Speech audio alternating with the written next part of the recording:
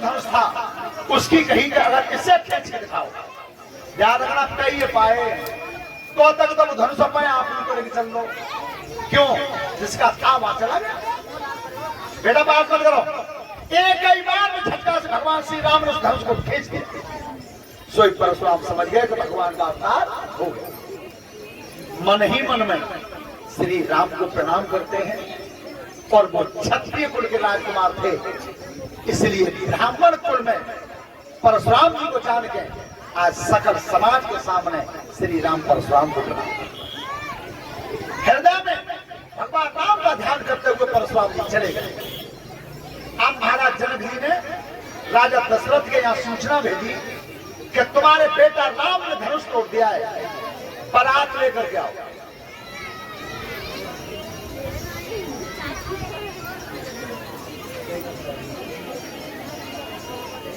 बारात लेकर के आओ। तो उस समय महाराज दशरथ जी बारात लेकर के आते हैं परीक्षित जी। तो अब भरत और शत्रुघ्न अब आए सब दोनों। आपने एक परंपरा देखी हो, लड़का की बारात लावे और लड़का बाय पे एक लड़का और होए और लड़की बाय पे एक बेटी और हो गए। तो 10 जने बड़े बूढ़े जन्माशय में सलाह करते हैं। लड़का बाप से कहते हैं चौधरी साहब तुम पे तो एक लड़का मौजूद है, जाऊ लगे एक लड़की मौजूद है, वहां में डाल लो सामान सब पिता में दे देंगे। कही जाते ये परंपरा सबसे पहले कहां से चली? सबसे पहले चली जनकपुर से। क्यों? स्वयंवर भाव सीता को धनुष तोड़ो राम ने, पप्या भाई चारों भाई के ना भाई। पर सुनो बेटा, बैठ जा, बात मत करो। एक बात मुझे किसी रामायण में नहीं मिली, और अगर काउ ने पढ़ना ही हो काउ पेज पे तो बता दियो। अबे तुम देखो पेन तो वो लड़का को बाप राजी ना होगा उसे, और ज्यादा दबाव बना दो तो आंखन में अंटा मार के हो कि देखो जितने जन्माशय में पंच बैठे हो खूब कान खोल के सुन लो, इतने ही रुपया ले लूंगा तब विदा करवाऊंगा।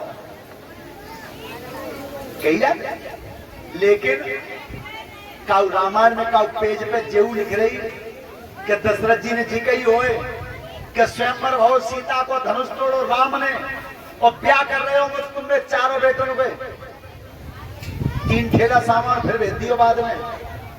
तुम कही नहीं गई तो जीवन में ध्यान रखो, जब समाज में सबसे ज्यादा अगर कोई बुरी चीज पैदा हुई है तो वो दहेज है।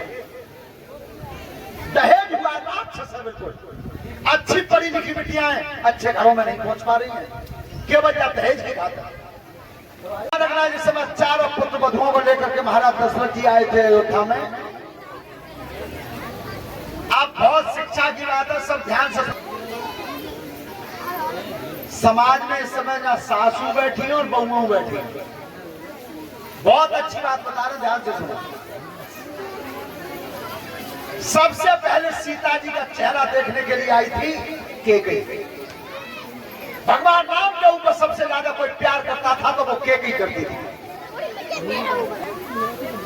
तो सीता जी का चेहरा देखा केकई ने। देखो मोह दिखरामनी में क्या दिया। केकई ने कही बेटी सीता, अयोध्या में जितने भी भवन बने हुए हैं सबसे ज्यादा सुंदर राजभवन मेरे पास है, पूरा सोने का बना। तो आज से मैंने मोह दिखरामनी में वो राजभवन पूरा सोने का तुझे केकई ने दिया। उसके बाद नंबर आया सुमित्रा का। तो कहीं कहीं विद्वानों का मतलब चूड़ा मर दे दी, लेकिन संत श्रोमण राजेश्वर महाराज जी ने बताया अपनी राम कथा में कि सुमित्रा ने सीता को एक अपना बेटे ही दे दिया। मेरा एक बेटा तेरी सेवा करेगा। अब मोह दिखरामनी में सबसे पीछे नंबर आओ कौशल्या। अब विचार करना, आज भी देखो तुम नई बहू जब घरे आवे तो कोई रिश्तेदार ने घड़ी दे जाए, कोई अंगूठी दे जाए, कोई धोती दे जाए, कोई रुपया दे जाए। सबसे ज्यादा कीमती चीज कौन देता है? जो असली सास सबसे पीछे देते हो। अब कौशल्या विचार करती है कि सबसे ज्यादा कीमती चीज थी केकई पे, राज कौशल्या खाली हाथ थी और सीता के चेहरा को निहार कर तब कौशल्या ने मोह दिखरामनी में दिया गया और जो दिया था वो तुम्हें बता रहा हूं। अच्छा लगे कि मोह दिखरामनी में क्या दिया महतारी ने, तो जोर से कौशल्या मैया के नाम की ताली बजाना। क्या दिया था? तब कही बेटी सीता, अब संपत्ति तो कोई बची नहीं, जो मैं तो दूं, पर आज से मोह दिखरामनी में मैंने अपना बेटा राम तुझे दे ये दिया। मोह दिखरामनी अपना बेटा राम मैंने आज के तो ताको कितना उल्टो समय बहु है।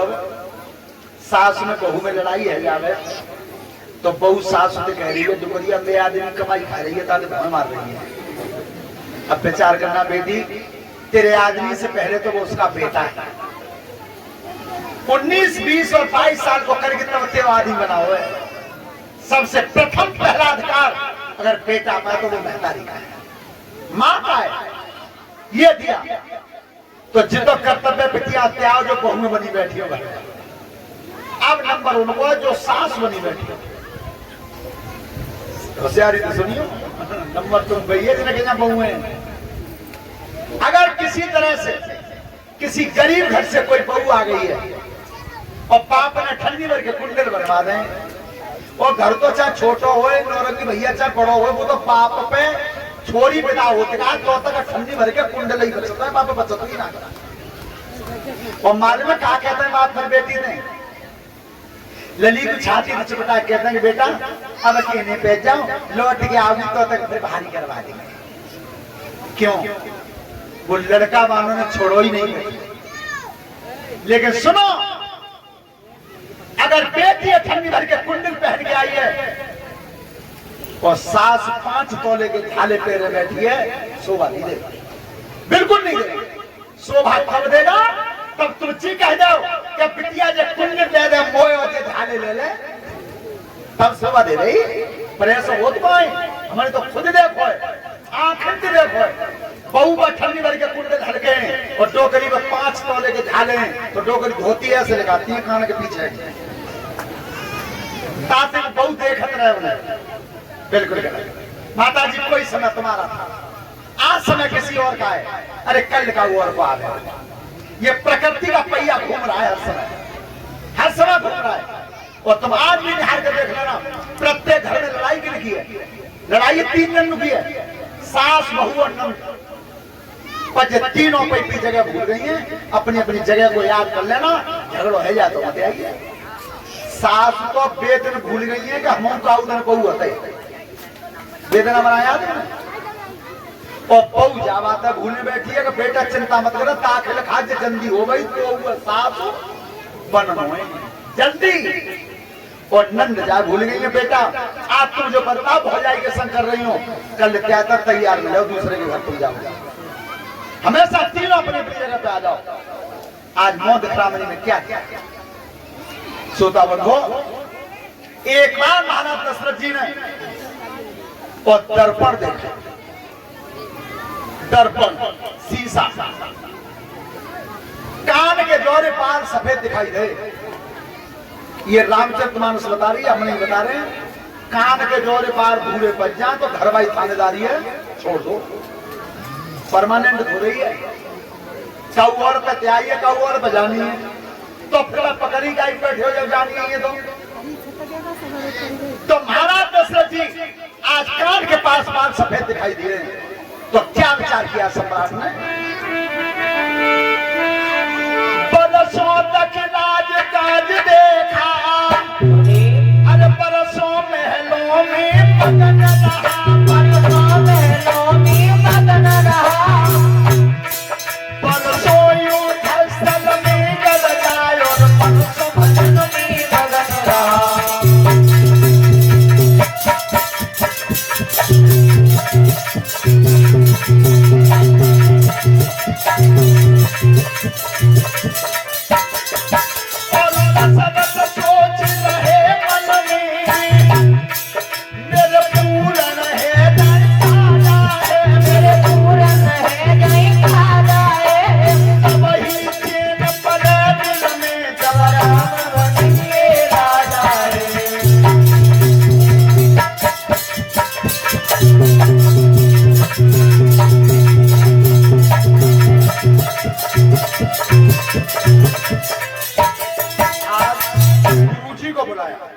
गुरुदेवता को अपने घर बुलाया। हे गुरुदेवता, मैं अब राम का राज तिलक करना चाहता हूं, दिन छांट लो। देखिए क्या कहा गुरु वशिष्ठ जी ने, महाराज दशरथ, जिस समय, जिस घड़ी में, जिस मुहूर्त में तुम राम के ऊपर मुकुट रख दो, वही सबसे ज्यादा होता, वही सबसे ज्यादा श्रेष्ठ है। ध्यान रखना परीक्षित जी, शीशा देखो है नौरंग जी भैया, देखो शीशा, तुम जा शीशे दीवार पर टंग रहे हो, तुम जा 1 करोड़ रुपया की रिश्वत दे दियो पर झूठ नहीं बोलेगा। शीशा कभी झूठ नहीं बोलता, जो है ताई दिखा दो। चाहे तो कितनी रिश्वत टांग दियो, सोनो चांदी टांग दियो ने, पर है ताई दिखा दो, वो झूठ नहीं बोलता। कैसे? किसी का एक लड़का पढ़ लिख के IIT कर ले, सो इंजीनियर बन गया अमेरिका में। अब वो इंजीनियर तो बन गया, बार मैं शादी कर ली, और शादी कैसी लड़की थी करी, वो देखे 1-1 इंची के बाहर रखती, शादी कर ली नहीं। अब उनके मन में एक दिन आई कि चलाओ मैया ने ले आए भाई देश में। अब इच्छा तो भाई घर आवे की, पर सोची कि बच्चों मेहता ही थी, पूछा ही कि लला ब्याह कर लो तो बहू कैसी है, सो बहू को फोटो खिंचवा लाए, और फोटो खिंचवा के धर लो सूटकेस में। अब मन में आई कि बच्चों कितनी दूर से जा रहे हैं तो कोई नई चीज लेने चले बाजार में। अब जी अब लगाते हैं, मैं तुम्हें कहूँ बाहर जाते कहा तो कोई नई चीज लेने चले, सो वो लड़का बाजार में घूम के आओ तो शीशा बिकरो। अब बानी की जी बढ़िया चीज है, जहां में तो हत्या सोई दी कहते हैं, सो शीशा खरीद के लो धर लो सूटकेस में। अब जैसे जहाज तो उतरे अपने घरे आए, तब कही माता जी के पैर छू, मैया नाराज मत रहियो, हमने शादी कर ली है। ए मैया तो खुश है कि भगवान में लला ने बहू ढूंढ ली। ये लला कैसी है कि माता जी सूटकेस में फोटो रखा, उसे देख लेना, बहू देख ले लला, चलो वो खेतन हो 2 कड़ी सूटकेस दो। अब बस फोटो ढूंढ रही सूटकेस में, सो वो लला फोटो तो मिलो नहीं, वो शीशा मिलो। अब 2 कड़ी शीशा करो सो ये लला जी बहु ढूंढी है जी, तो मरी में बैठी है बिल्कुल। ये भगवान मेरे लला को जीवन में अब कहा करूं, अब कहां जाऊं, ये बेना बहू ऐसी आई है, तो बिल्कुल मरी में बैठी है। बस शीशा लेके वो खेत में धरवा दिया, वो आवाज दी, वो डोगर काय कैसे पसीना डाल रही है, हम क्या रही है, ये तुम्हें सलाह लला को जीवन में ब्याह कर लो मैंने मई है, और बहू को फोटो रहा हुआ है। तो जब परेशानी की बात का बहू को फोटो लाओ, फिर तुम आप रही है कि तुम्हारी सब बहू का बिल्कुल मरे में बैठी है, 2 करने की फोटो लाओ दिख रही है, तो शीशा दे दो 2 करके आदम 2 करने कर लो भाई। तेरी जी बहू कहा जाके तो पहुंचे। तो ध्यान रखना, शीशा बिल्कुल जो है वो दिखाता है, झूठ नहीं बोलता। महाराज दशरथ जी ने हाथ बात घर गली आई, और कहे परस्पर लोग अयोध्या सजाई गई। और जिस बार राम को पता चला कि ये नगर सजाया जा रहा है, तो केकई से पूछा है, भैया ये नगर सजाया क्यों जा रहा है? तो केकई के बेटा राम, अब तुम्हारा राज तिलक होगा, तुम राजा बनाए जाओगे, इसलिए नगर सजाया गया है। उस समय भगवान राम कहते हैं, मैया राज तिलक, पूरी राज तिलक की तैयारी करते, मेरा सीना में दर्द है। ध्यान रखना, भक्तों पर जब जब कष्ट आता है तो भगवान के सीने में दर्द होता है। भैया मेरा सीना में दर्द है, ये बेटा सीना में दर्द है तो कहो वैद्य पे दवाई ले लो। भैया ना, मेरी बीमारी की दवाई केवल तुम्हारे पास है और किसी के पास नहीं। ये बेटा मुंह पे दवाई तो जल्दी बता दो कौन सी है। भैया ऐसे नहीं बताऊंगा, ऐसे नहीं बताऊंगा, तू मेरे सिर पे हाथ रख के कसम खा जा, दवाई दे दे यो काउंट के एक कहीं ने सोची थी कैसी दवाई है, समझ में नहीं आई। तो इतना प्यार करती थी कि कहीं राम के ऊपर, कि भगवान राम के ऊपर हाथ रख के कसम खा दी, बेटा बता जल्दी कौन सी दवाई है, जो तू बताएगा वही दे दूंगी। तब कहिए भगवान राम ने अकेले के 14 बरस बनी भी जवाई दे,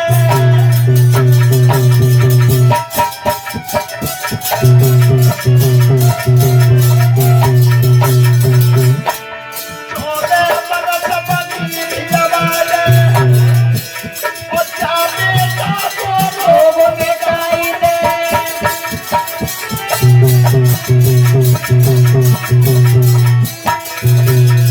क्यों ना दुनिया में बुराई, क्यों न मरी के कैसी बाई।